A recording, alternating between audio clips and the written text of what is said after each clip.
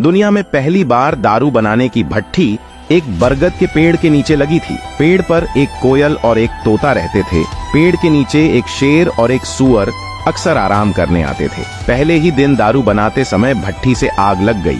आग में कोयल, तोता, शेर और सूअर जलकर मर गए और चारों की आत्मा सदा के लिए दारू में प्रवेश कर गई। अब नतीजा ये हुआ कि 2 पैक के बाद कोयल की आत्मा का असर और मीठे बोल चालू। तीसरे पैक के बाद तोते की तरह एक ही बात की टें टें टें। चौथे पैक के बाद शेर की आत्मा का असर और फिर मोहल्ले का दादा बन गए। और अगले पैक के बाद सूअर की आत्मा जग जाती है और फिर तो आप जानते ही होंगे नाली में